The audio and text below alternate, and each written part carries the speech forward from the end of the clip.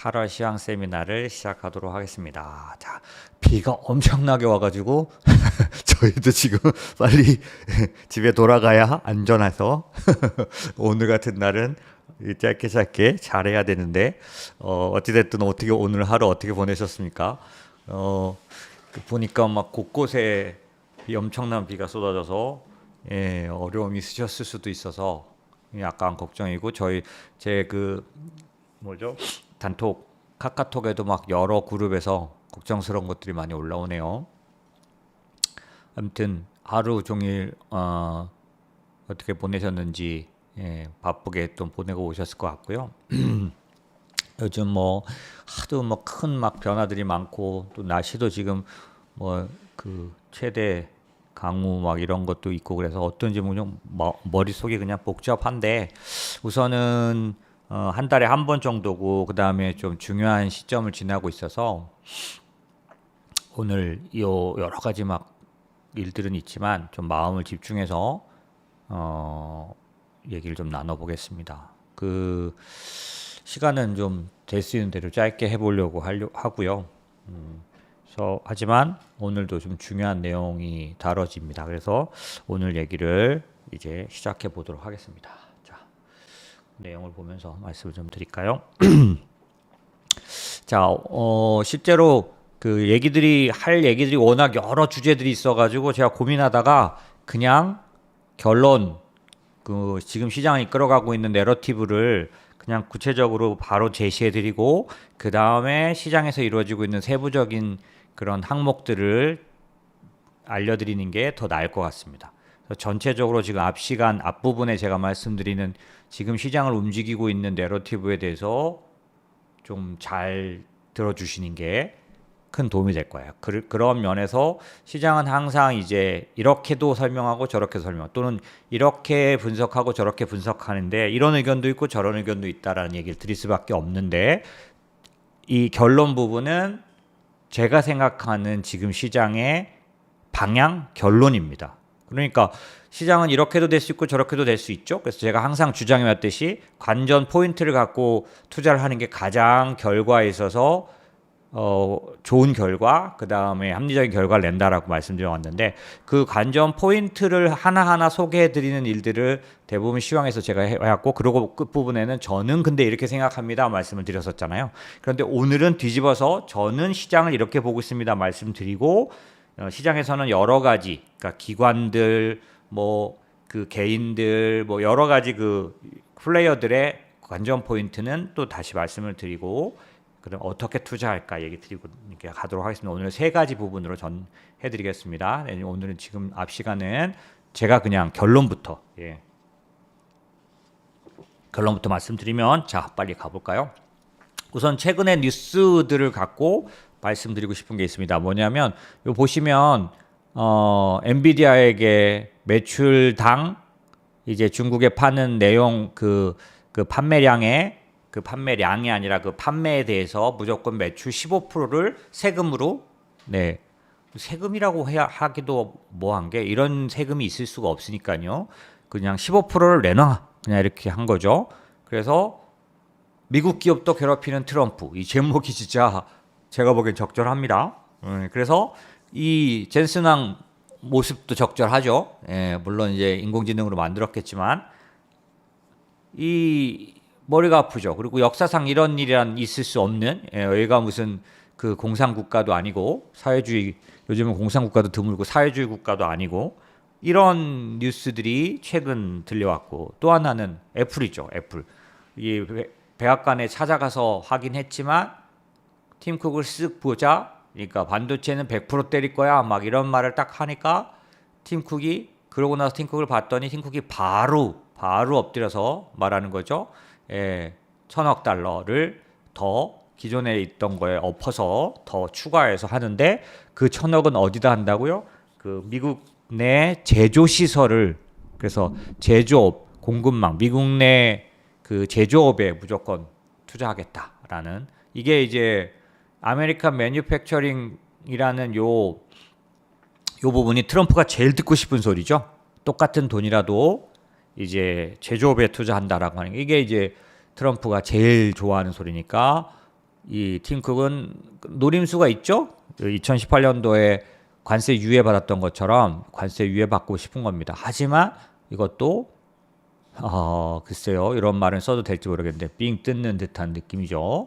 자, 그 다음에 최근 들어 하워드 러트닉이 뭐라 그랬냐면 이 미국이 갖고 있는 그 특허권에 관련해서 특허 관련된 수수료만 조금 더 받아도 수십억 달러가 생긴다라고 말했는데, 이게 무슨 말이냐면 지금까지 200 몇십 년 기간 동안에 200 몇십 년까지 뭔가 할 게 있나요? 어쨌든 그 아주 오래된 미국의 역사상 특허에 대해서 정액 수수료를 받아왔는데 이제 1에서 5%라는 정률로 바꾸는 겁니다. 이렇게 바꾸면 어떤 일이 일어나냐면 한국 기업 같은 경우는 미국 기업에 등록돼 있는 특허가 23,000건이에요. 그럼 이 특허 수수료를 지금까지는 3,750억 정도 내고 있었는데 이게 어떻게 바뀐다고요? 3조 7천억으로 바뀌어요.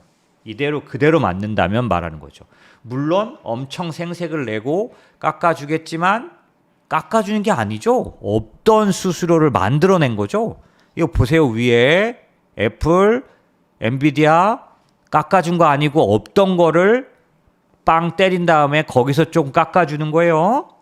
그러니까 이런 일이 일어나기 때문에 이 아주 제가 알기로는 이쪽도 극우는 아니지만 보수 진영입니다. 이쪽에 있는 그 케이토 연구소의 스콧 린시컴이라는 사람이 이렇게 말하는 거죠. 이건 의심할 여지 없이 일종의 글로벌 강탈이다. 미국의 관세 정책을 활용해 억지로 이런 조건을 관찰하고 있다. 이게 아주 좋은 말로 글로벌 강탈이고요. 이제 이 유튜브도 어떤 그런 게 있는데 어떤 그 격이 있는데 이런 말 들어서 죄송하지만 좀 편하게 말씀드리면 글로벌 강탈이라는 얘기는 삥 뜯는다는 거죠. 그리고 제가 지난주 벌써 지지난주인데 만났던 분은 그런 얘기를 하시던데 이 얘기를 많이 듣게 됩니다. 뭐냐면 뭐 동네 양아치야? 동네 깡패야? 뭐 그냥 붙잡고 내놔 하면 되는 거야? 뭐 이런 식의 얘기들을 듣게 됩니다.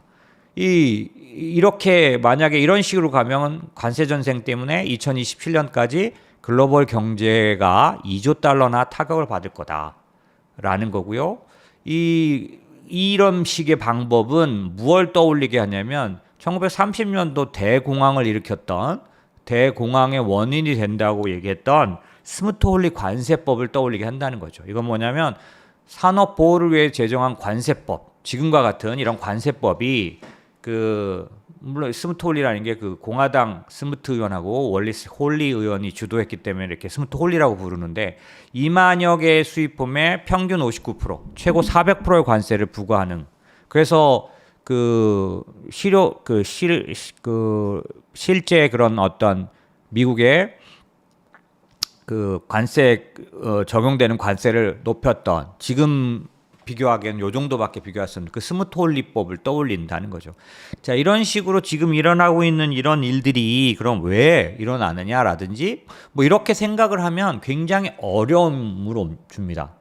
제가 최근에 그 모 방송사 출연하는 것 때문에 가 있다가 그 앵커분하고 이제 거기서 이제 방송이 시작되잖아요. 뭐 이렇게 여러 가지 부르는 용어들이 있는데 시작되기 전에 한 5분 정도 시간이 있는데 그분이 뉴스 관련된 얘기를 하면서 이제 애플 얘기를 하면서 아니 애플한테 그렇게 억지로 그렇게 눌러서 해봤자 미국에서 생산을 해봤자 오히려 미국 공장 쉽게 말하면 미국의 제조하는 사람들에게 더 손해를 끼치지 않겠냐. 이게 제조업 부흥이라고 말을 하고는 있지만 실제로 미국에게 직접적인 타격을 끼치는 이런 짓을 왜 하는지 모르겠다라고 말하면서 도대체 모르진 않을 텐데 왜 그러냐 이해가 안 된다 내지는 어떤 말을 하냐면 반드시 이 대가를 치르게 될 거다. 뭐 이런 식의 얘기를 하시던데 저도 물론 그렇게 생각합니다. 하지만 그 대가가 짧은 시간 내에 6개월, 1년 내에 나타나지 않게 될 수도 있지 않습니까? 그렇게 된다면 그 사이에 도대체 왜 이런 일이 일어나는지는 사실은 설명하기 어려운 이제 그런 부분 말씀드렸던 것처럼 뭐냐면 강탈입니다. 그냥 그죠? 근데 이런 현상에 대해서 그럼 우리가 어떻게 생각할 거냐라고 한다면 그건 어떤 거냐면 파퓰리즘이죠. 지금 미국 역사상 최고의 파퓰리스트 3명 꼽는 데 중에 그러니까 첫 번째 꼽히는 사람 앤드류 잭슨 대통령입니다.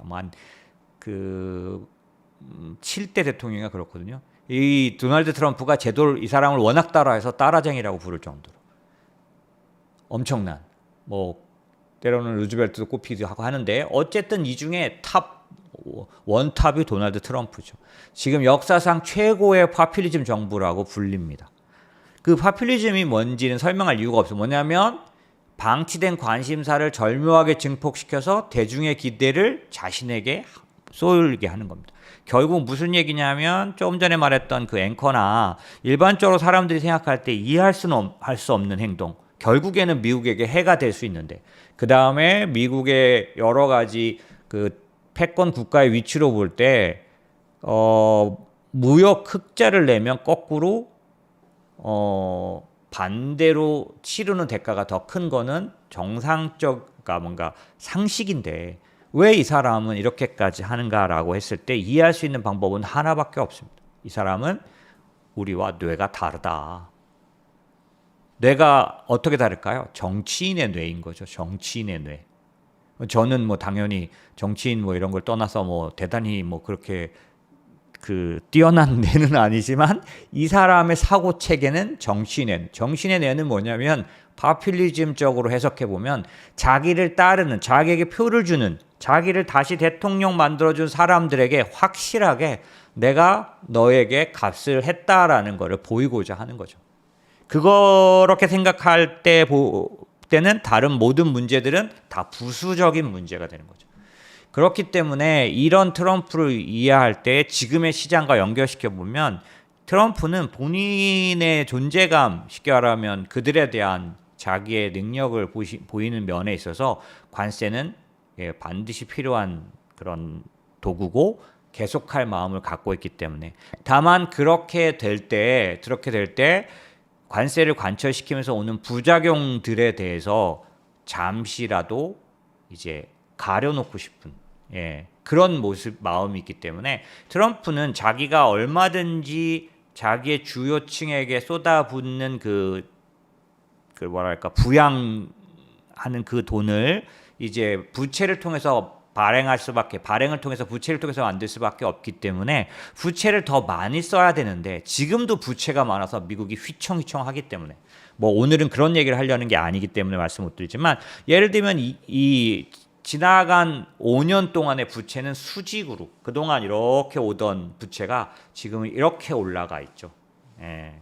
이 부채 자기가 들어오기도 전에 이미 수직으로 상승돼 있는 부채를 이제 정상적으로 생각하는 사람이라면 잠재우거나 줄이거나 할 건데 그렇게 생각하지 않고 자기도 여기서 뭔가의 한 일면목을 하기 위해서는 더 부채를 써야 하기 때문에 이 쓰는 부채가 문제를 일으키지 않는다라는 것을 보여주기 위해서는 일종의 어떤 쪽으로 쏠리는 그런 현상들, 예를 들면 버블이라든지 이 호황 같은 것들을 만들어내려고 하는, 그래서 필요로 하는 그런 트럼프의 지금의 그런 어떤 필요가 지금 시장을 이끌어가는 가장 뚜렷한 이유다. 한 1년 한 1년 전쯤 한 1, 2년 사이 동안 제가 그런 얘기를 이제 드렸고, 사실은 제가 하는 것보다는 전체적으로 시장에서 그런 얘기들이 있었는데 뭐냐면 이제는 통화 정책의 시대가 아니라 재정 정책의 시대다라고, 이 코로나 때가 시작될 때 바이든의 그 돈 쓴 얘기들을 제가 가끔씩 드리곤 했는데 연준이 찍어낸 것보다 바이든이 쏟아부어서 쓴 돈이 훨씬 더 많습니다. 사실은 과거에 금융위기 이럴 때 그 3조 5천 4조 정도 찍었는데 바이든은 7조 8조를 썼어요. 그러니까 사실 달러죠 이거는. 그런 면에서 볼 때는 연준이 3년 동안 이제 더 찍어낸 돈을 1년 안에 써버렸기 때문에 얼만큼 쏟아부었는지. 그래서 제가 그때 뭐라고 말씀드렸냐면 코로나 때 미국 내에서도 반대 얘기들이 많았는데 필요한 양의 80배, 그러니까 필요한 양이라기보다는 아시아, 한국 같은 데에 재정 지출의 80배를 했다. 필요 이상으로 너무 과다하게 지출했다라고 했는데 그 돈이 얼만큼이냐면 수직으로 미국 부채가 상승하게 했던 거고요. 이 부분들이 발생될 때 이제 시장은 비로소라기보다는 이제 시장은 통화 정책이 이끌어가는 시대가 아니라 재정 정책이 이끌어가는 시대라고 그때 이제 얘기하기 시작했는데 그게 왜 그러냐면 그 전에 저를 몰랐던 그 전에 저를 보지 못했던 여러분들 입장에서는 모르시겠지만 그 전에 2019년도, 20년도 막 이렇게 이제 19년도부터 제가 유튜브 시작했으니까 또는 뉴스를 검색해 보셔도 대부분이 통화 정책 얘기예요. 그런데 지금 제롬 파월은 어느 정도 등장하냐면 조연이죠, 완전히. 지금은 트럼프가 뭐라고 말했냐, 또 주말이 지나고 나면 주말 사이에 뭘 터뜨렸냐, 이런 거에 의해서 주식시장이 움직이고 있지 않습니까? 말했던 것처럼 이제는 그 재정 정책의 시대고 트럼프의 입이 시장을 움직이는 거죠. 자, 그런 부분들로 볼 때 지금 시장을 이끌어가는 내러티브는 누가 뭐래도 트럼프가 끌고 가고 있다고 보면 될 것 같고요. 트럼프가 끌고 가는 그 내러티브의 배경에 뭐가 있냐? 호황을 만들어내려는 어거지로라도 그래서 정부 돈을 찍어내는 또는 금리 인하를 하는 그 다음에 규제 완화를 통해서 이 유동성을 거대한 유동성을 공급하려고 하는 거고 이 유동성이 실제로는 공교롭게도 인공지능 그 기술 혁명과 만나버려서 묘한 그 어떤 시나리오를 우리가 생각하게 한다는 겁니다. 그게 뭐냐면 2000년도 초반에 있었던 인터넷 버블 그리고 뭐 가깝게는 20년, 21년도에 있었던 그 코로나 때의 그런 그 버블 물론 그 2000년대에 있었던 2000년 초반에 있었던 그 버블을 떠올리게 하는데 그 버블이라는 건 얼마나 심각했냐면 실제로 그때 나스닥 고점을 회복하는데 10년이 걸렸죠. 예, 그럴 정도로 5, 6년간 뭐 실제 그때 고점에 샀던 사람이 다시 그 가격을 가는데 5, 6년 걸렸다는 거고 실제 그때 고점을 갱신했던 건 거의 7, 8년 정도 걸린 것 같으니까 그런 측면에서 보면은 어마어마한 그런 그 버블 붕괴였는데 지금 제가 말씀드리는 걸 오해하시면 안 되는 게 뭐냐면 실제로 이 트럼프가 만들려는 이 버블과 투자 호황이 상당 부분 기술혁명과 만나면서 사람들로 하여금 이게 버블이라고 생각하지 못하게 하는 효과를 갖고 오게 될 거라는 거를 미리 말씀드리는 거고 또 다른 뜻으로는 아직도 그 버블의 중간밖에 오지 않았다는 사실을 여러분들에게 어느 정도는 인지시켜 드리고 싶은 겁니다. 그래서 제 목적은 뭐냐면 지금 유튜브에서 말하는 것처럼 뭔가 그런 버블을 경고하려는 게 아니라 버블이 진행 순서를 조금 더 합리적으로 내지는 조금 더 학습하고 계셔서 오히려 이 버블에 관련돼서 잘못된 대응을 통해서 후회스러운 일을 하지 않는 그 버블에 희생되는 것만이 아니라 활용하지 못하는 것도 안타까운 일인 거죠. 그런 측면에서 오늘 얘기는 좀 조심스럽긴 하지만 잘 들어주셨으면 좋겠고요. 저는 이 킨들버거와 민스키가 정리한 금융버블의 발전 단계라는 게 너무너무 마음에 와닿습니다. 그리고 너무 정확하게 그걸 얘기했다고 보는데요.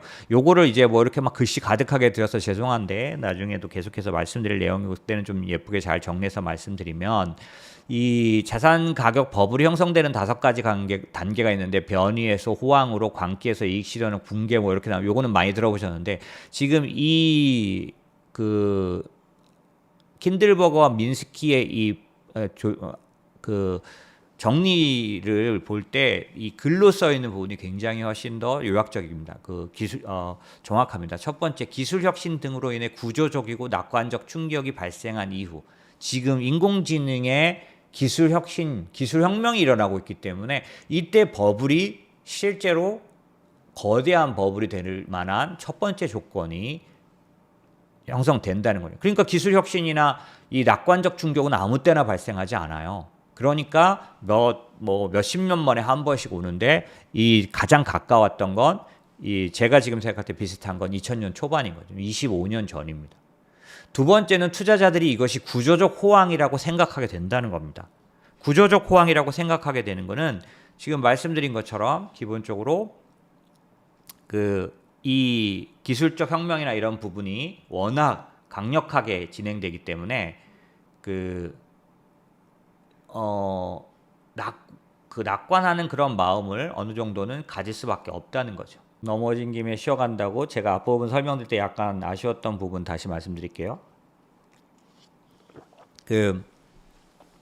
말씀드렸던 것처럼 지금 시장의 내러티브라는 게 실제로 이렇게 이해할 수도 있고 저렇게 조금 이따 다음 두 번째 타임에 그 두 번째 부분에 대해서 말씀드리겠지만 보통은 지금까지는 제가 이제 이런 얘기가 있고 저런 얘기가 있는데 저는 이렇게 생각합니다라는 경로로 말씀드렸는데 지금은 저는 이런 배경을 이렇게 이해해서 시장을 보고 있습니다를 먼저 말씀드리고 시장에서 그거와는 다른 그런 관전 포인트를 말씀드리는 순서로 가려다 보니 지금 제가 시장에 대해서 어떻게 보고 있는지라는 내러티브를 말씀드리는 중에 첫 앞부분은 뭐라고 말씀드렸냐면 실제로 시장을 움직이는 힘이 예전에는 일반적으로 사람들이 생각하는 것처럼 그럴듯하게 매크로라든지 이런 금리라든지 이런 것들이 움직이는 요인으로 많이 그냥 자연스럽게 보였지만 그래서 통화정책에 대한 얘기들이 뉴스를 도배하고 그거가 너무 타당하게 여겨져서 이런 통화정책이 변하는 거에 따라 시장이 움직이는구나 라고 생각했을 시기가 그동안 몇십 년 동안 진행됐지만 이제 코로나가 터지고 과거 20년대 30년대 1900 그 초반에 있었던 재정 정책의 시대로 다시 돌아가면서 왜 충격이 왔죠. 그래서 이 구조의 여러 가지 변화가 오면서 특별히 이 코로나 충격으로부터 살아남고 극복하기 위해서 천문학적 숫자의 돈을 이제 재정 지출을 하면서 이 모든 시장의 주도권을 재정 정책이 가져가게 돼버린 거죠. 그러다 보니까 시장을 읽는 눈, 시장을 읽는 그런 렌즈를 사용할 때 이전처럼 통화 정책이라는 거를 위주로 해석하면 완전히 틀려버립니다. 왜냐하면 두 개가 영향을 다 주지만 주된 이 시장을 끌어가고 있는 가장 큰 에너지와 그런 어떤 그 주요 원인은 그러니까 주로 힘은 어디서 나오느냐를 아는 것은 굉장히 중요하기 때문에 지금 말씀드리고 있는 건 그런데 그동안 몇십 년 동안 시장을 이끌어왔던 그 통화 정책에 의한 시장의 그 어떤 흐름이 재정 지출이라는 재정 정책에 의해서 이제 끌려가기 시작했다라는 겁니다.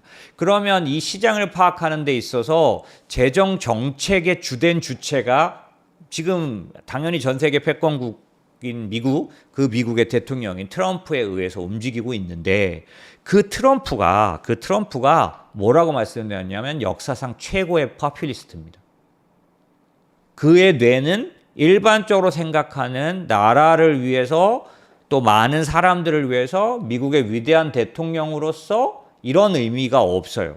그냥 자기를 지지해주는 지지층에게 자기를 지지한 거에 대한 그런 대가와 지속적인 믿음을 주는 거, 그런 거가 1순위가 되다 보니 모든 것들이 재배치되고 재배열되고 있는 중입니다. 그 트럼프에게 있어서 자기가 앞으로 펼치려는 그런 정책은 위해서는 자산버블, 투자 호황이라는 게 만들어져야 한다라는 거죠.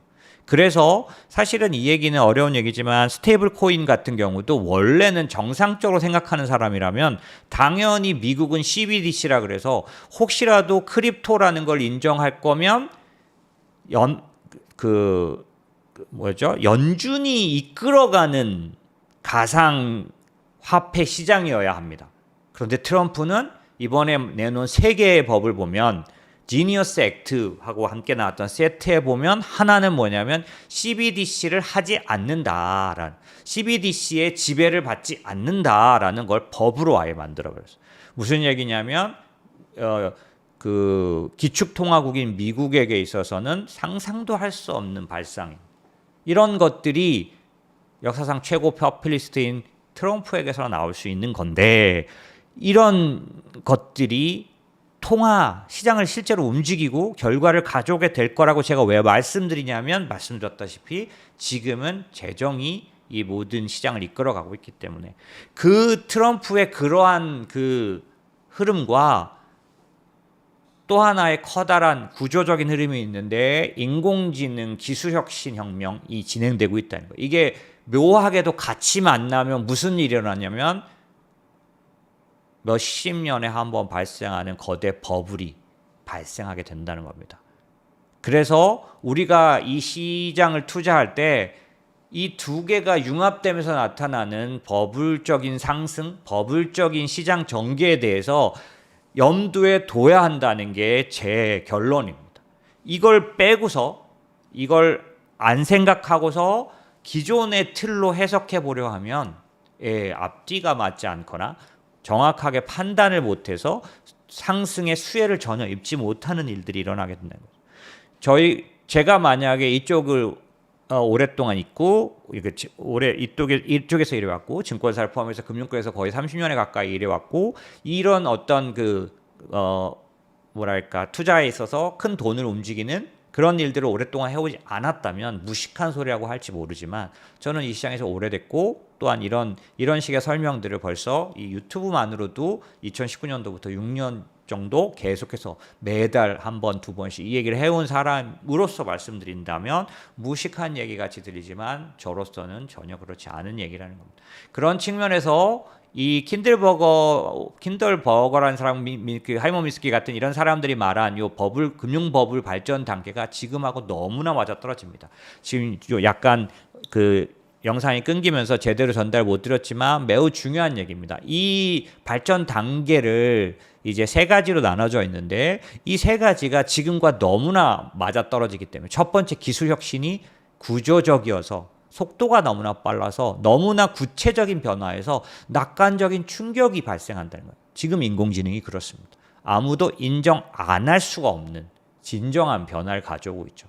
근데 이 두 번째 이거를 보는 투자자들이 이게 구조적 호황이라는 걸 깨닫게 된다는 겁니다. 왜? 생산성 혁명부터 해서 이 인공지능을 통해서 엄청난 결국에는 뭘 갖고 오게 되냐면 단가가 하락되는. 그게 무슨 말이냐면 실제로 이 기술혁명은 디플레이션을 갖고 옵니다. 인플레이션을 반대로 끌어가요. 그래서 사용하는 데 있어서 아주 엄청난 서비스를 저가에 사용함으로 되는 그런 그것에서 수혜를 입는 기업은 대박이 나지만 기존의 구조를 가졌던 기업은 문 닫게 됩니다. 왜? 이 돈의 가치에 있어서 엄청난 가격 인하를 가져오기 때문에. 그래서 기술혁명이 왔을 때 대부분 다 병행됐던 건 디플레이션입니다.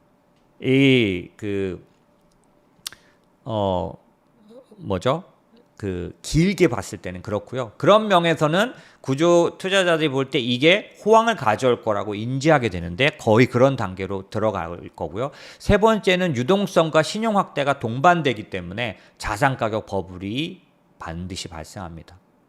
여기서 낙관적 충격은 필수 불가이라는 선결 조건. 이게 진짜 기술혁명이 아니면 이런 걸 가져오지 못해요.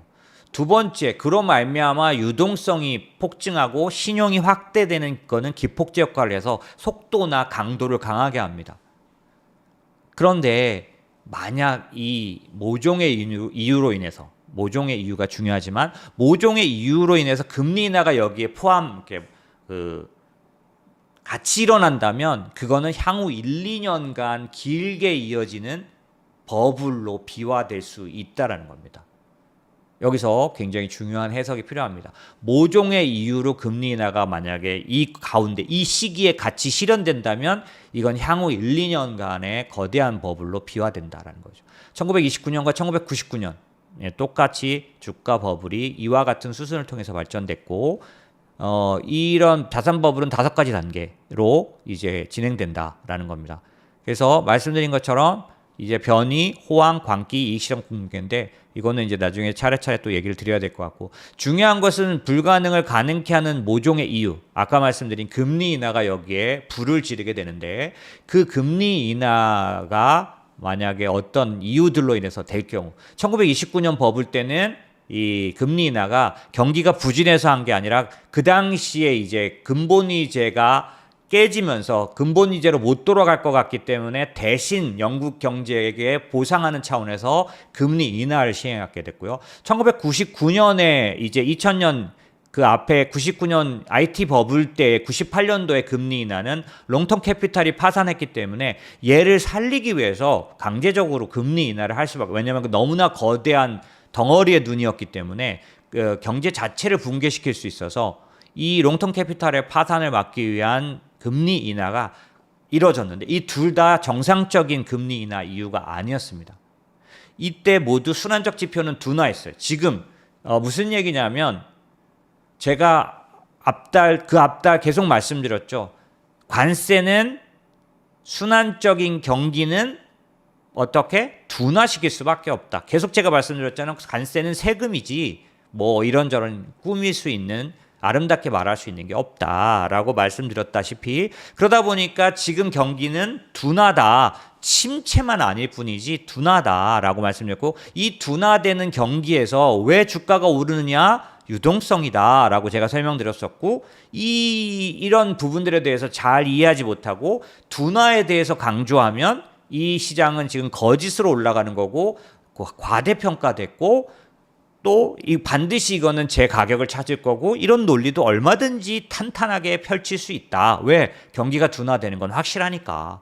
하지만 이 시기에 개인들이 주도하는 몇 년간의 시장 동안 기관들은 이걸 버블이라고 혹은 과대평가, 그러니까 너무 오버밸류 돼 있다라고 평가하지만 그래서 곧 무너질 거라고 말하지만 3, 4년을 유지하면서 갔던 시기도 몇 번이 있었는데 그 얘기를 제가 드리면서 지금은 유동성 장세로 시장을 바라봐야 됩니다라고 말씀드렸던 이유도 말씀드린 것처럼 순환적 지표는 둔화하는데 주가는 올라가기 때문이에요. 지금도 마찬가지. 그런데 그 두 번 다 동일하게 어떤 일이 있었냐면 실업률 상승은 조짐조차 없었어요. 지금도 사실은 실업률 상승까지는 가고 있지 않은 거죠. 그 다음에 주도 산업은 호황을 누리고 있었지만 나머지 산업들에 대해서 모두가 실적이 좋고 이런 때는 전혀 아니었다라는 거고요. 이러한 그 공통점으로 봤을 때 그 두 번의 커다란 버블에는 금리 인하가 반영됐었다라는 거죠. 보시면 1927년에 금리가 인하되는 시점에서는 고용 증가폭은 둔화는 했지만 역성장까지는 가지 않았던 때였다. 지금하고 동일하죠. 그 다음에 생산 소비 모멘텀은 나빴어요.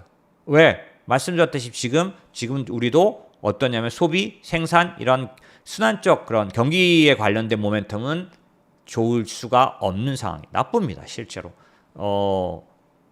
하드 데이터가 계속해서 몇 달째 조금씩 나빠지고 있고 최근에 고용 데이터 그 다음에 그 여러 가지 그런 데이터들이 인플레이션이 오늘 아침에 나왔지만은 그런 하드 데이터들은 실제 좋지 않은 상황인 거죠. 그 다음에 그렇지만 주도 산업의 업황은 순환적 둔화가 됨에도 불구하고 주도 업종은 주도 산업은 굉장히 강력한 실적을 발표합니다. 이때도 똑같았던 거죠. 그 당시는 전기 업종, 차 이런 쪽들이었죠. 그 다음에 또 하나는 그렇기 때문에 주식 퍼포먼스는 어땠냐면 금리 인하 이전에는 13% 올랐는데 이후에 금리 인하를 한 이후에는 30% 상승했어.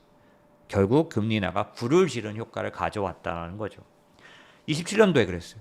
98년도에 어땠냐? 똑같이 98년도의 금리 인하도 동일하게 어떤 그 역실적 장세에 의한 금리 인하가 아니라 그때도 고용시장은 여전히 견고했고 그 다음에 98년도에도 그러나 지표는 꺾여 있는 상태였고 그리고 구경제는 둔화하는데 신경제 산업들은 그러니까 IT나 통신 쪽은 엄청나게 주가가 올라가면서 나머지 업종 구경제는 안 좋은 이런 상황을 보이고 있었고 금리 인하 이전에 1년 전 주가는 10% 상승했는데 금리 인하 이후에는 2년 구간에서 50% 상승합니다. 불을 지른 효과가 이때도 나왔던 거예요. 25년 지금은 어떠냐? 말씀드린 것처럼 신규 고용은 둔화하나 실업률은 여전히 2.3, 2.4, 2.5 이렇게도 괜찮은데 지금은 2.3, 2.4에 머무르고 있는 실업률은 올라가지 않았어요. 이번에도 고용은 망가진 모습들이 있었지만 실업률은 올라가지 않아서 쇼크가 왔지만 상당히 완전히 이제 망가뜨리는 것들은 아니었죠. 두 번째는 순환적 지표는 둔화하고 있습니다. 서베이 지표, 소프트 데이터가 있고 하드 데이터가 있다고 말씀드렸는데 소프트 데이터 이런 쪽들은 이미 망가졌고 이미 안 좋았죠. 몇 달 전에. 그런데 이제 하드 데이터가 그걸 따라갈 거냐를 지금 하나하나 확인하고 있는데 하드 데이터 관련돼서는 둔화는 확실하지만 아직이라기보다는 침체는 아니다라고 말할 정도였다는 거죠.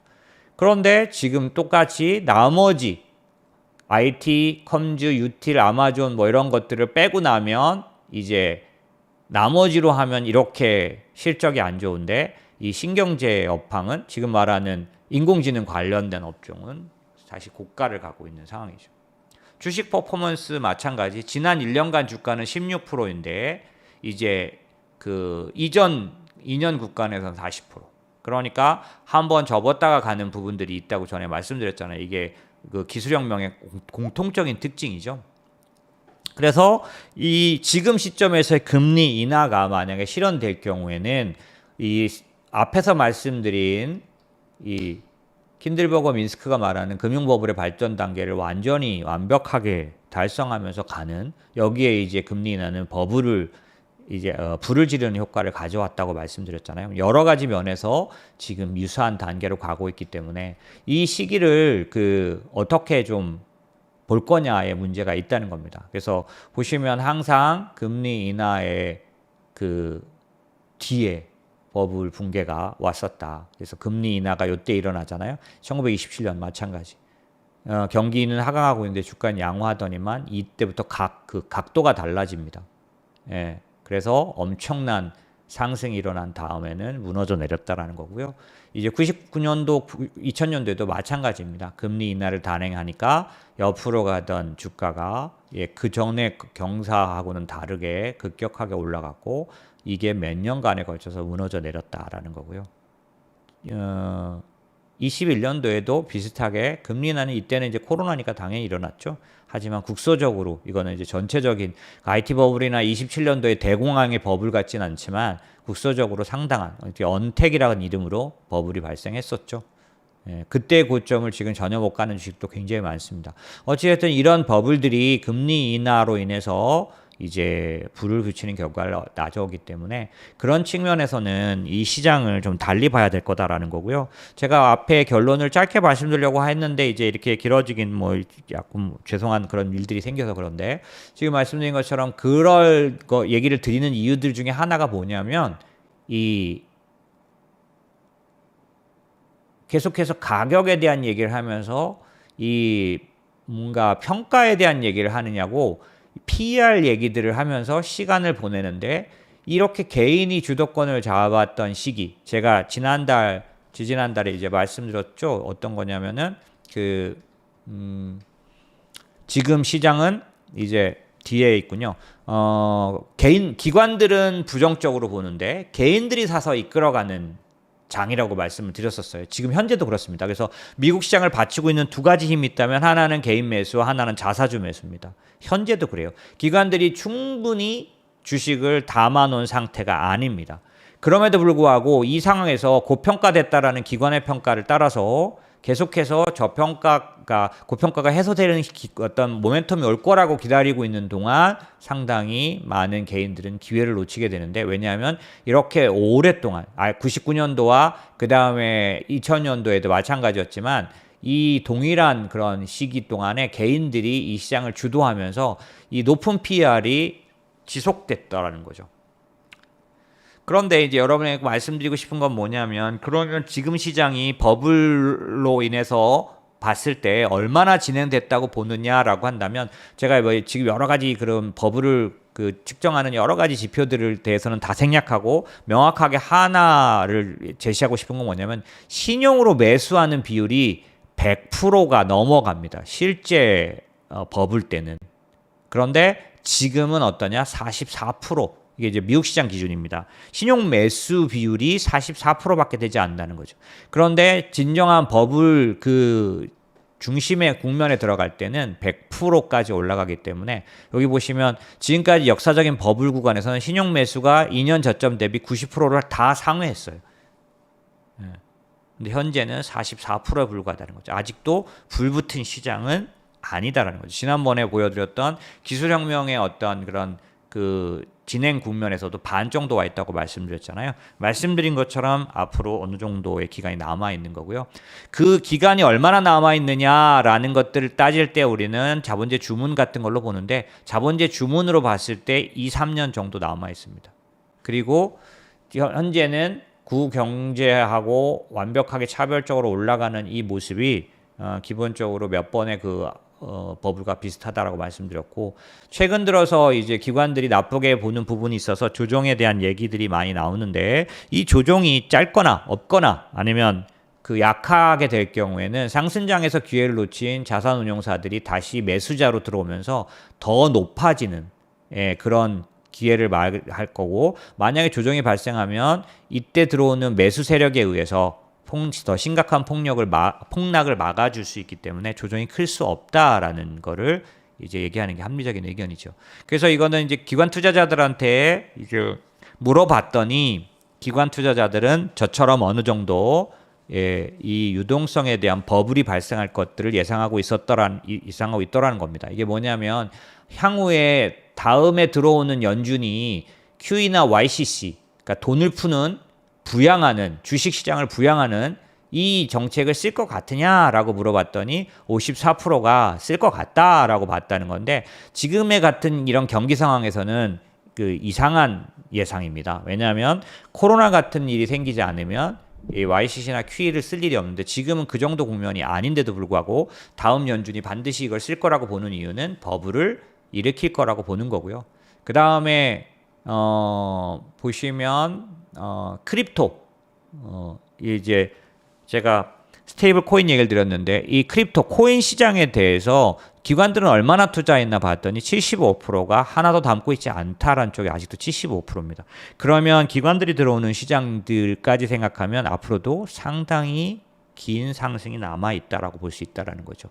그러면 이런 지금 제가 말씀드린 그 지금 시장을 이끌어가고 있는 이 내러티브와 시장에서 그걸 해석하는 여러 플레이어들의 의견들을 이제 여러분들은 이건 유튜브를 통해서 이렇게 좀 많이 듣게 되실 수 있지만 그 부분들에 대한 얘기는 소개를 좀 잠깐 드리려고 하는 겁니다. 사실은 앞에서 말씀드린 그 내러티브 부분이 사실 좀 제가 전달드리고자 했던 건데 너무 막무가내로 여러분에게 제시될지 모르겠는데 이 지금 말씀드리는 이런 그 시장에 대한 어떤 평가를 몰라서는 아니라는 거죠. 하반기 투자를 위해서는 한 두 가지 정도 판단해야 합니다. 첫 번째 가장 큰 요인인데 이제 뭐냐면 이 두 가지는 뭐냐면 실제로 이제 뭐 그 인플레이션이라든지 이런 것들이 어떻게 앞으로 나타날지인데 요거를 판단하는 건 여기 써 있는 대로 how many impacted by tariff입니다. 그러니까 그 관세에 의해서 얼만큼 영향을 받았는지를 관세가 시장을 어떻게 영향을 얼만큼 줬는지에 대한 부분들을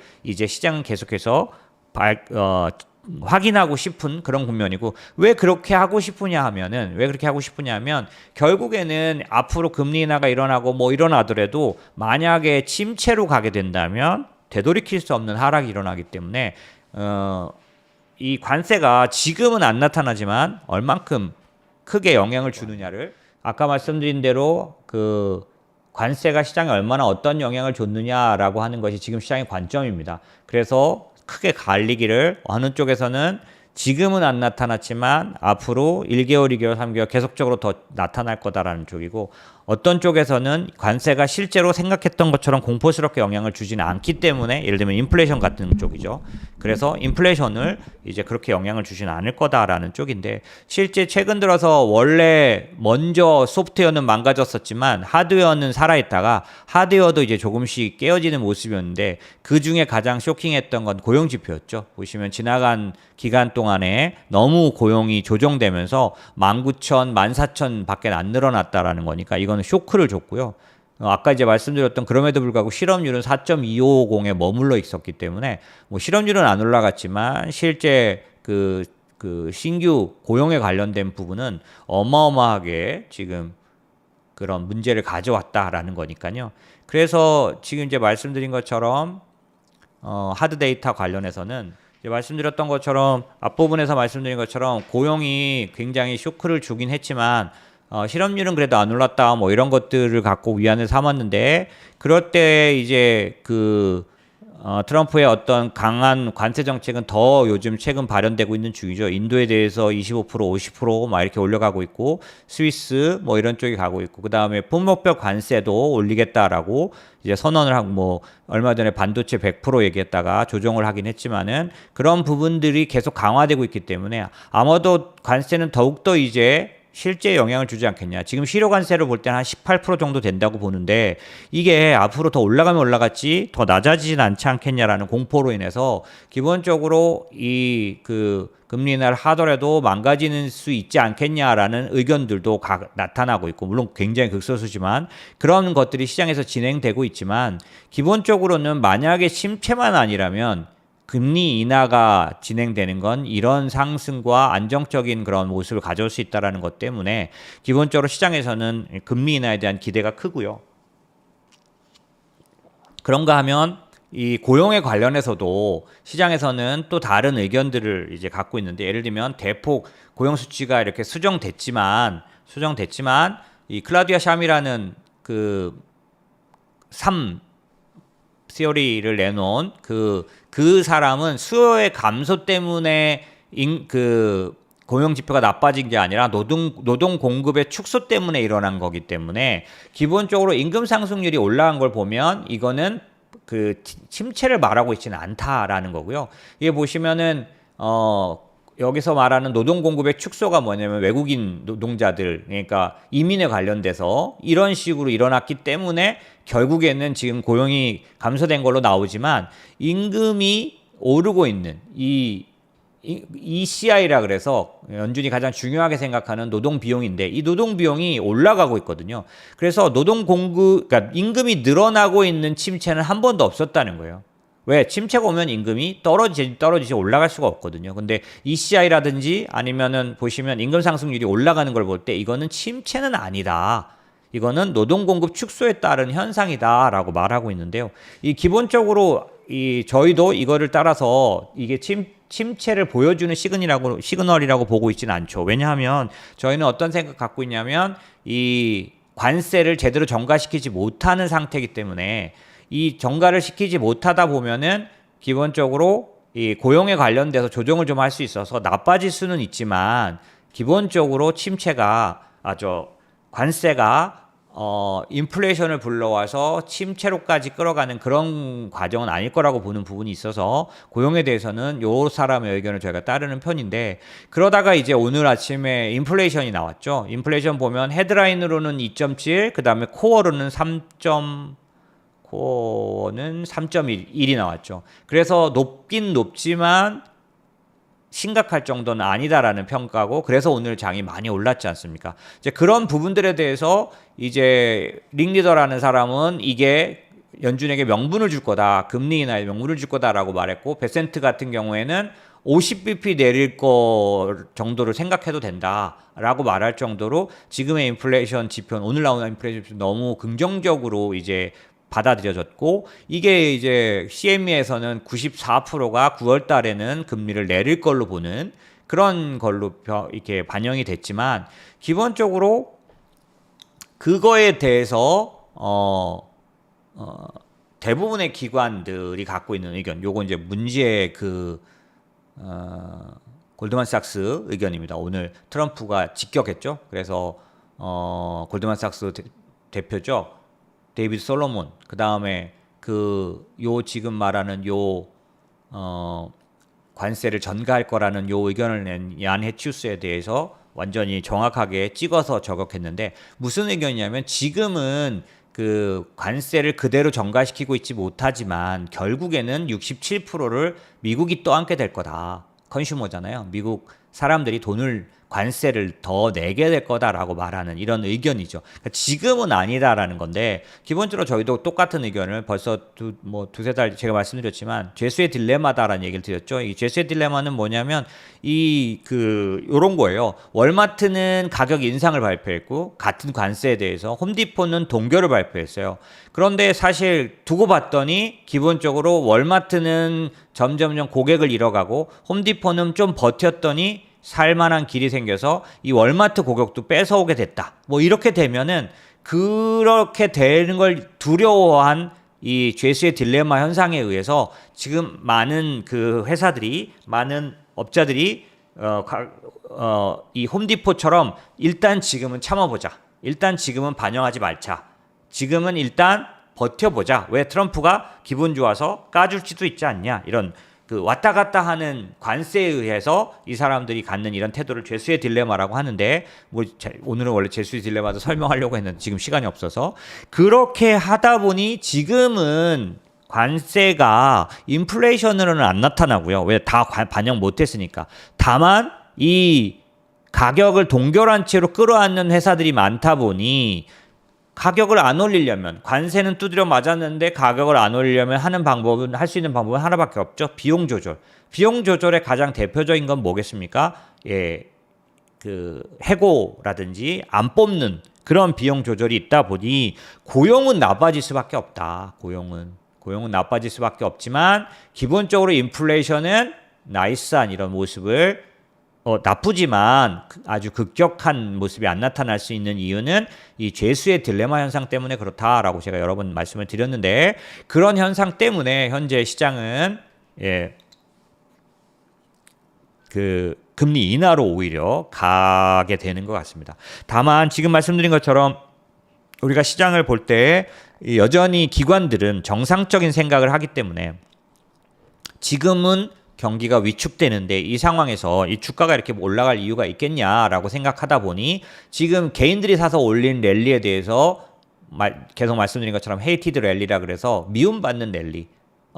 기관들이 볼 때는 이거 뭐지? 라고 해서 따라갈 수 없는 랠리였던 거고요. 하지만 계속해서 랠리가 일어나고 있기 때문에 기본적으로는 이 모습은 언젠가는 양쪽에 어딘가가 움직여서 마치게 될 거라는 거죠. 개인들이 포기하고 나가거나 아니면 기관들도 더 사서 개인들을 쫓아가는 일들이 일어날 텐데 이런 그 반대가 되는 모습은 현재 그 알고리즘 매매랑도 뚜렷하게 나타나고 있는 모습입니다. 보시면 이 휴먼 트레이더하고 그 다음에 컴퓨터 드리븐 인베스터 이거 알고리즘 트레이딩이죠. 이 두 개의 투자자가 정반대로 움직이고 있는 거죠. 다이버전스 돼 있다는 겁니다. 포지션상으로 원래는 동행해야 하는데 지금은 특이하게도 한쪽은 올라가서 최고로 어느 쪽이죠? 시스테매틱. 그러니까 컴퓨터 드리븐 인베스터는 아주 엄청나게 사들이는 반면에 반대로 그 휴먼 트레이더는 줄였던 상황들이 여전히 나타나고 있다는 겁니다. 이런 현상이 나타난 이유는 말씀드린 것처럼 순환적 침체, 그러니까 순환적 그 둔화 국면에서 지금의 가격은 너무 높다라는 평가죠. 다만 기관들도 동일하게 지금 움직이고 있는 부분이 있다면 그 시장에 관련돼서 움직이는 부분이 있다면 금리 인하는 아주 긍정적으로 바라보는 것 같습니다. 왜냐하면 최근에 크리스토퍼 월러 이사하고 미셸 보어먼 이사가 지난번 FOMC에서 이제 반대 그러니까 인하를 요구했는데 최근 들어서 이 네 사람이 다 이제 뭐죠? 나도 인하를 일단 해야 한다고 본다. 메리 데일리라든지 여러 분 수정 콜린스, 그 다음에 닐 카시카리, 리사 쿡 이 사람들이 다 이제 돌아서면서 그 다음에 아드리아나 쿠 글러라는 이 이사가 그만뒀죠. 그러느냐고 이제 스티브 마이런이 들어오게 됐기 때문에 그 사람이 들어오게 될 경우에는 이사 내에서 4명이 금리 인하를 찬성하게 5명까지 갈 수 있을 것 같은데 갈 수 있기 때문에 금리 인하는 어느 정도 기관들도 긍정적으로 바라보는 것 같습니다. 왜냐하면 금리 인하에 대해서 아주 부정적이었던 뱅크 오브 아메리카라든지 모건 스탠리 같은 쪽들도 이제는 돌아서고 있는 걸 보면 전체적으로 금리 인하는 전향적으로 변화가 일어나고 있는데 사실상 여러 번의 이런 그 연준의 흐름들을 봤을 때 제가 지켜본 거로는 이런 식의 전향이 일어나면 9월에는 금리 인하가 일어날 걸로 저도 보고 있고요. 그 힌트는 이제 8월 달 말에 있는 잭슨홀 미팅에서 아마도 기본적인 힌트가 주어질 걸로 저는 생각하고 있습니다. 그러다 보니까 이제 말씀드린 것처럼 금리 인하가 일어나는 거에 대한 것은 그 기관들도 인정하지만 사실 지금 너무 고평가돼 있다는 얘기는 이런저런 걸로 쏟아내고 있고요. 그래서 뭐 여러 가지 면에서 봤을 때 조정이 임박했다라는 의견, 그다음에 고평가다라는 의견, 그런가 하면 이 관세가 틀림없이 침체로 끌어갈 수도 있다라는 얘기. 그런가 하면은 지금 가격은 어떤 가격이냐면 침체가 없다고 확실히 믿는 것이며, 왜냐면 PER 22배 정도는 이러면 그 경기 침체는 하나도 없다는 거고, 이 예상은 어떤 거냐면은 기본적으로 인공지능에 의한 부분이 훨씬 더 잘 성장을 해서 24에서 26배까지 AI가 끌어갈 거라고 보는 그런 믿음을 지금 주가에서 보여주고 있다라는 얘기를 했고요. 다만 이제 여기서 하나 좀 특이한 사항은 뭐냐면 회사채 시장입니다. 회사채 시장은 기본적으로는 회사채 시장은 개인들이 전혀 개입하지 않는 시장이에요. 너무 시장 자체가 크기 때문에. 왜냐하면 사실 주식시장보다 채권 시장이 더 큽니다. 물론 파생 시장은 더 큰데요. 이 채권 시장은 주식 시장의 몇 배에 달하는 거대한 시장이기 때문에 이 시장은 거의 개인들 시장은 없고요. 대부분 기관 시장입니다. 전문가 시장이죠. 채권쟁이들은 대부분 다 거대한 돈을 움직입니다. 근데 이 사람들도 어떻게 보고 있냐면 침체를 전혀 예상하고 있지 않아요. 왜냐하면 회사가 부도가 나는 거에 대한 스프레드가 점점점 좁아지고 있기 때문에 거의 부도를 예상하고 있지 않은 거죠. 그럴 정도로 지금 시장은 약간 엇갈리는 예상을 갖고 있고요. 말씀드린 것처럼 그런데 이 수급은 현재는 개인이 이끌어가고 있다라고 말씀을 드렸습니다. 그 다음에 다만 기업 실적도 어느 정도는 따라올 거로 보여지는데, 왜냐하면 이제 트럼프의 오빠 법안이죠. 이 감세 법안이 이제 가동되기 시작할 거고 26년도에 본격적으로 돌아갈 거고, 그 다음에 인공지능에 관련된 실적들은 상당 부분 좋게 나오면서 보시는 것처럼 예상 그 EPS 예상, 포워드 EPS, 예상 EPS는 점점점 증가할 걸로 보인다라는 이런 것들을 보면 이거 괜찮은데라고 생각하실 수 있지만, 실제로는 다수의 기업들, 그러니까 아까 말씀드렸던 어떤 거냐면 이거 너무 멀리 왔네요. 이런 것처럼 국영지에 속한 기업은 여전히 상당히 안 좋은데, 기본적으로 그 소수죠. 숫자로는 인공지능 관련된 기업이 너무나 원사이드하게 실적을 내면서 전체적으로 그쪽을 바라보는 사람 입장에서는 실적도 좋아지는데 라고 할 수 있는 부분도 충분히 나타날 걸로 보여집니다. 다만 계속해서 말씀드리지만 그렇다고 조정이 없는 건 아니어서 트럼프 일기 때와 동일하게 트럼프는 틀림없이 고점이 오면 때릴 거라고 보고요. 이런 부분들은 한 4가지 정도 조건이 되면 이제 아주 강경한 조치를 취해서 시장에 찬물을 끼칠 수도 있는데, 그런 일들이 일어날 수 있다. 다만 이 부분은 과거에도 본 것처럼 다시 복구되는 그런 하락이다라는 얘기를 드리고요. 그러면 이제 이러한 그런 그 내러티브를 갖고 있는 시장에서 어떤 투자를 하면 되느냐라고 봤을 때, 트럼프가 이제 정책에서 이끌어가는 부분들이 앞으로 계속적으로 나타난다고 보면, 이제 요 분이 이제 그 하는 요 내용이 그림은 좀 예쁘게 이렇게 잘 그려서 저도 요거 보면서 요런 건 참 좋다라고 했는데 그대로 그냥 사용했습니다. 보시면 인공지능 관련된 부분을 이제 구체적으로 밀어 올려야 하고요. 왜냐하면 중국과의 편차를 일으켜야 되니까, 그 미국 그 인공지능 관련해서는 인프라 뭐 이런 쪽들도 다 포함하기 때문에 거듭 말씀드리지만 그 어떤 기술주만 있는 건 아닙니다.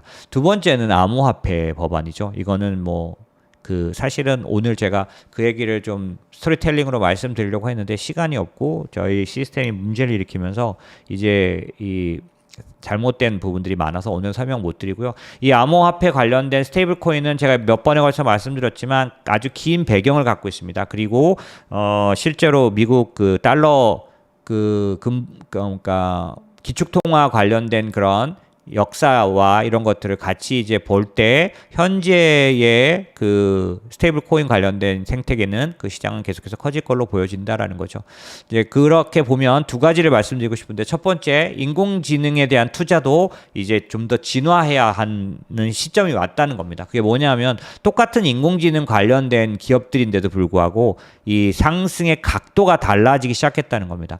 실제 인공지능 관련해서 하드웨어를 지원했던 반도체 지수 같은 경우에는 여전히 그 4월 달에 저점이 나오고 그 급한 반등이 나오지만 이 반등의 경사는 좀 다르다는 겁니다.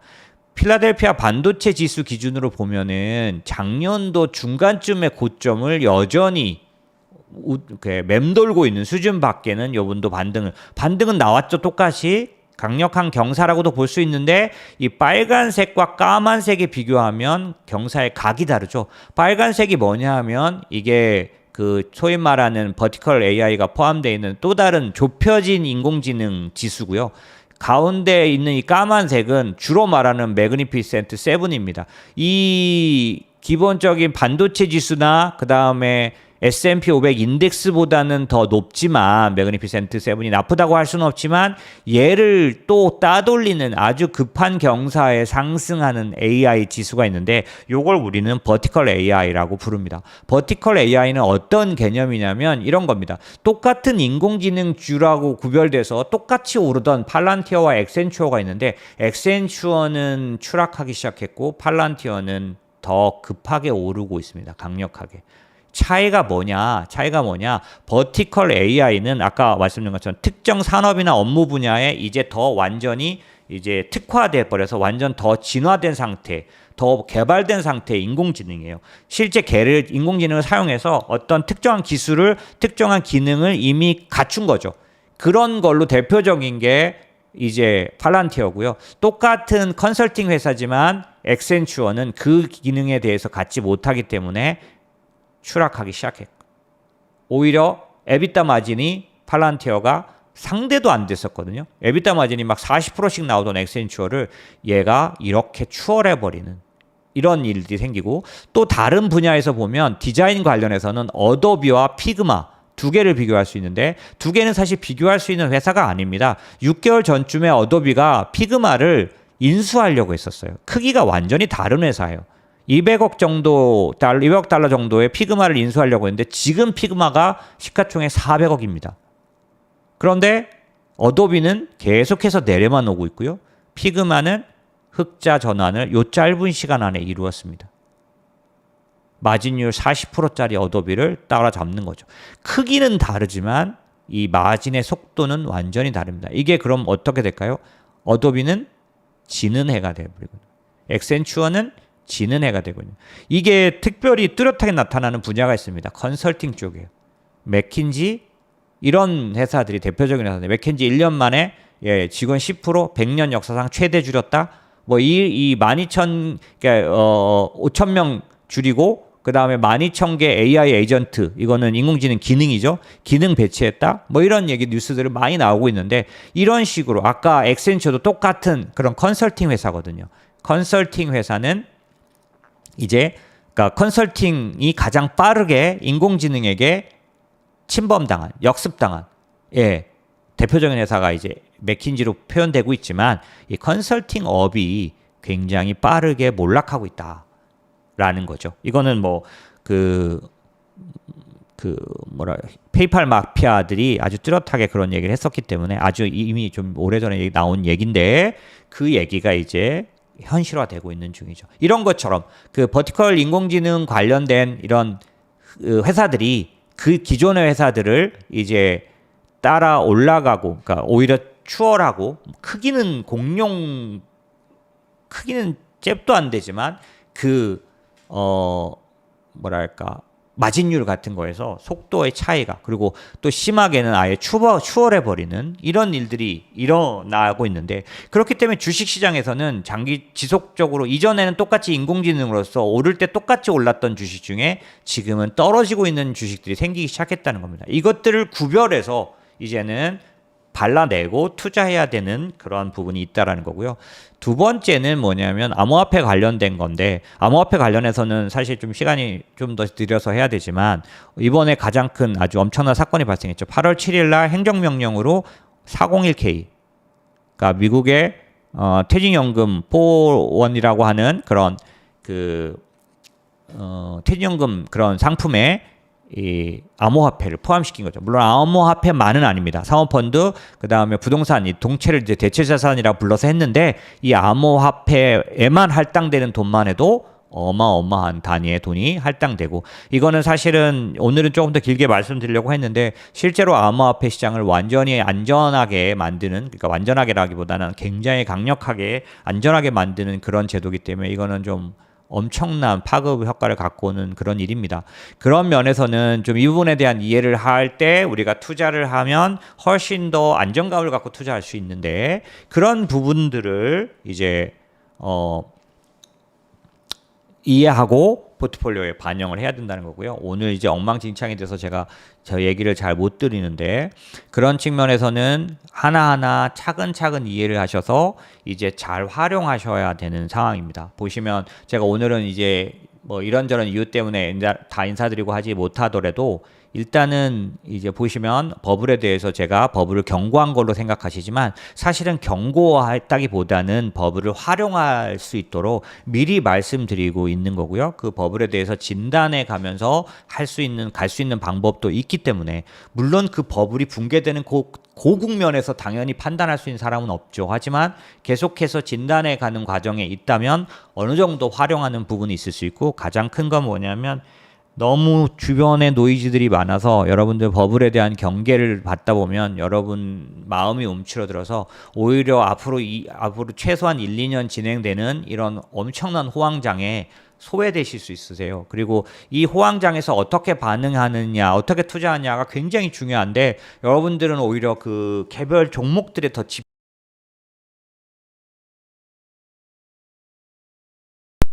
이러한 상황들을 활용하셔야 되는 그런 시기인 거죠. 오늘 보시면 이게 왜 이런지 되게 뭐 엄청 자꾸 이게 나가는데 그래서 제대로 하지를 못하고 있는데요.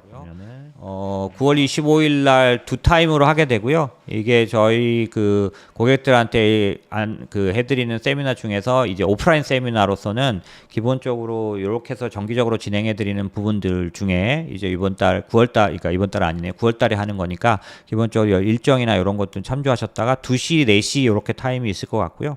또 혹시 지방에서도 많이 오시기 때문에 그거는 좀 참고하시라고 미리 좀 예고를 드리고 여기도 금융투자교육원에 있는 시설 사용해서 그 대관해 가지고 하기 때문에 그때 이제 참여할 수 있도록 일정을 좀 빼다 주셨으면 하는 마음이고요.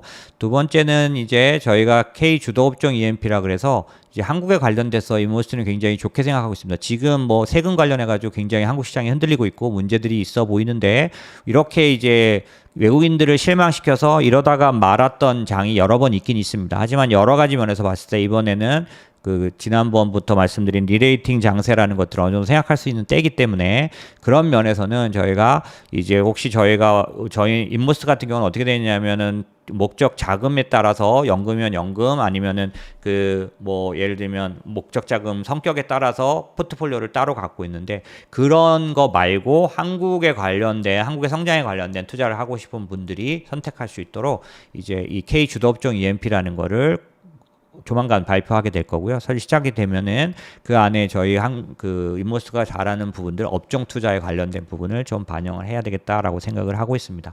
자, 그럼 여기까지 하고 그 다음에 제가 워낙 영상이 또 막 엉망진창이다 보니까 죄송한 말씀에 의해서 인사를 잠깐 드리고 청결한 똥파리님 안녕하세요. 그 다음에 구영인님 안녕하세요. 그 다음에 미주신가요? 제가 당황을 하다 보니까 미주님이시네요. 미주님 안녕하세요. 이미숙님 예 안녕하세요.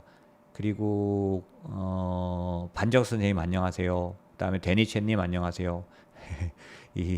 죄송한 마음입니다. 그 다음에 권서비님 예 안녕하세요. 그 다음에 올해 뵀는데 제가 막 생소하게 인사드리는 거는 제가 당황해서 그렇습니다. 그 다음에 림제이비님 안녕하세요.